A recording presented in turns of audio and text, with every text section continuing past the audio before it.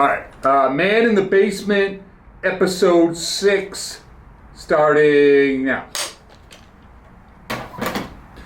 Hey everybody, welcome back. It's the Man in the Basement. Welcome to the basement. I am your host. I go by Murph, Deacon Cassie. I have several names, but thank you very much for tuning in. Big shout out to the intern. We have a new intern, Killer Cub. You'll be seeing a lot of improvements on the show, a lot of improvements. But I'm going to get right into it because I'm told my episodes go too long. So that being said, I'm just going to get to right to the topic at hand. 'Tis the season, college commencement ceremonies, graduations, canceled. Because you idiot kids don't know how to have a good time. You're the stupidest generation this world has ever seen. All right? Now, that being said, thank you for your viewership, your support. I love each and every one. But you're idiots. Let's be honest, you're idiots. When I was in college, it was fun. Fun was had by all. Now, I just want to preface too. I did this episode like 3 or 4 weeks ago, but I, like an idiot, deleted the chip, hence the intern to keep me on track. But, so I'm not behind the game. I was actually ahead of the game, but I just had to put it there. College, late 90s, early 2000s. Fun was had by all. Were there fights? Were there conflicts? Of course. Of course. You played on an intramural basketball team, expect to see some fists.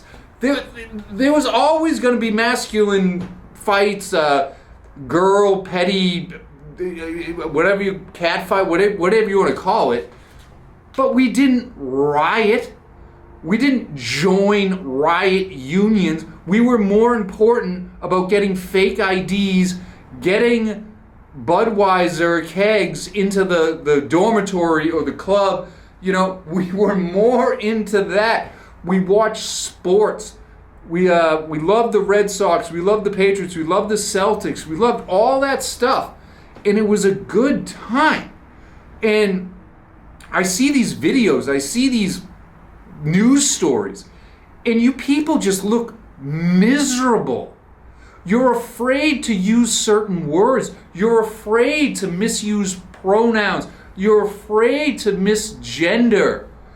We had songs in the 80s. Dude looks like a lady. Come on, come on. Dude looks like a lady. I think that was Aerosmith. Could be wrong. Double check me. Someone out there will have it. I'm pretty damn sure it was Aerosmith. Could you play that song today? Could you jam that song in your dorm room today? Or would you risk getting canceled or hate crime or expelled even? Ridiculous. We had music. We had bands that come to the school. It was just awesome. You kids, I don't know if... I blame the lockdown, the vaccine. I blame that for a lot of things. I blame that for stupid kids. You get kids now in college who are 18 years old. They basically lost 3-4 years old. They have the mindset of a 12-year-old, okay? So they shouldn't even be in college. If you wanted to do lockdowns, if you wanted to do vaccines, if you wanted to do mandates and all this stuff, you should have came up with, like, purgatory before college. You have to go to this, like, maturing school because you were playing Grand Theft Auto and you were reading on a 3rd grade level when you were 13 years old. So if I was in government, and please, I might run for office, I'm still thinking about it. So remember that, remember the name, whatever. But there should have been purgatory school. No college, like prep college, we used to call it. You don't get to go to USC. You don't get to go to UCLA. You certainly don't get to go to MIT, Harvard, or Columbia. That's it. It's over. It's cut off. You go to purgatory school where you learn social skills, how to be a normal human being, how to interact, how to date a girl without putting Rufinol in her drink or just straight up sexually harassing her or donating thousands of dollars to her OnlyFans in hopes that she DMs you, whatever the hell it's called. We took lovely girls that were once cheerleaders and volleyball players and soccer players. We took all these lovely girls and we turned them, I didn't, you did, I didn't.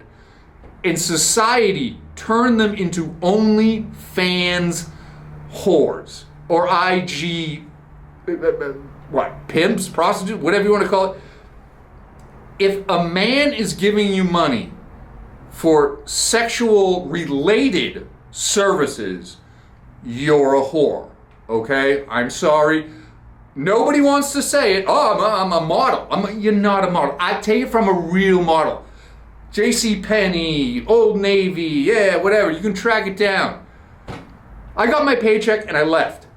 Nobody, there was no online presence. There was no exchange for good. And if you're into that world and you don't care what people think, hey, that's fine. Do your thing. I'll never tell you what to do. I'm just telling you what you are. Okay? Big difference. Do what you want to do, but admit what you're doing. That's the thing, you know? So yeah, college, and I had this joke. What is the recruitment like these days? So when I was like 16, 17, colleges would come to your high school like once a year, twice a year, and they'd set up a booth. And you know, there'd be like some science academy, some state school, a lot of state schools. You know, maybe a tough student, maybe my school wasn't that prevalent, prestigious, certainly not. But you had like tech schools and always, the Army, the Marines, the Navy, and the Air Force were there. They always had a booth. They always had a booth.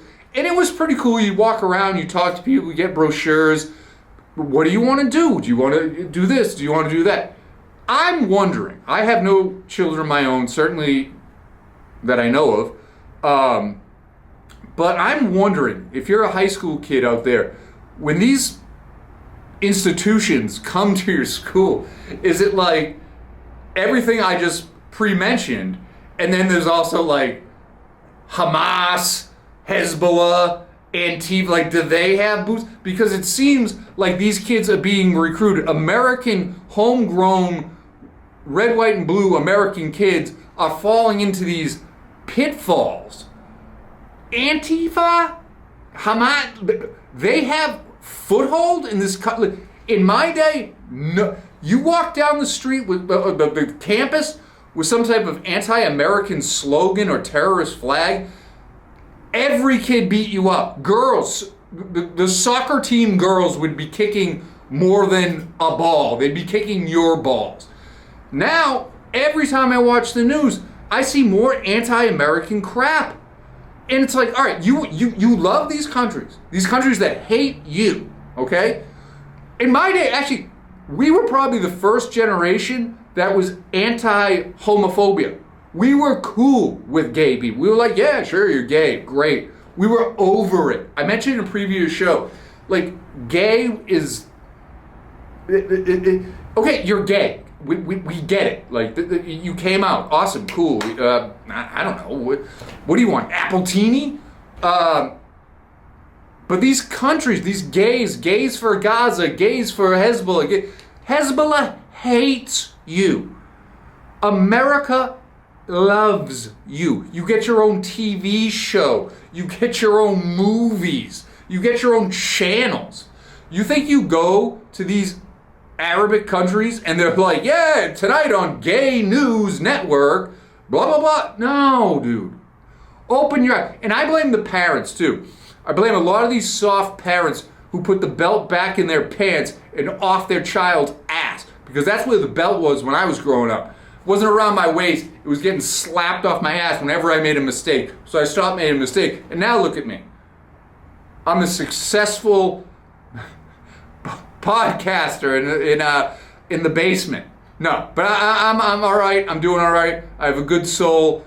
I have good friends. And I had a hell of a time in college. So I'm not going to drag on too long. You know where this is going.